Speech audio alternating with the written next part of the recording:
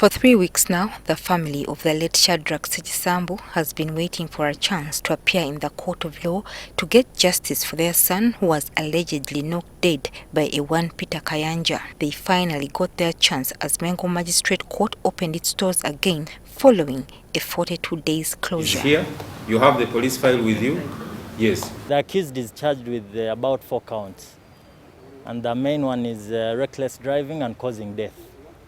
And also reckless driving under the influence of drugs, or what I can call alcohol.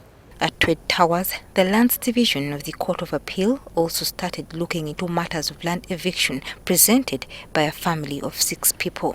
The matter did not proceed for reason being that there is an appeal arising from an application which presents the same facts as those that are before court, and therefore it warrants the matter be heard by a judge. The reopening of courts follows a directive by Chief Justice Alphose Owiny Dollo as government eased the recent lockdown that had been instituted. However, the Chief Justice has also issued new measures that will have to be followed to ensure that Ugandans enjoy the services of the judiciary in a safe environment. These directives include only 20% of critical judicial staff will be expected to resume working on a daily basis. Courts of law will only handle 5 cases per day to avoid crowds. All courts will have to establish temporary spaces where excess persons may be seated. Only parties to their cases, their advocates as well as witnesses shall attend court. Cases shall be case listed for specific times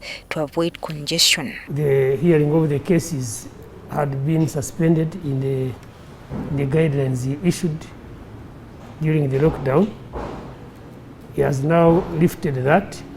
Courts are allowed to handle all types of cases. However, execution proceedings or evictions, arrest and detention of judgment debtors remain halted. During execution is also still suspended, but the rest of the types of executions like garnishi, that is attachment of money in the banks, is allowed, and the rest of the executions can be done. Additionally, hearing of election petitions will commence on the 16th of August with the principal judge issuing hearing schedules. But the Honorable Principal Judge is going to issue further guidelines on how the election petitions are going to be conducted and which judges are going to be involved, which he is going to do soon.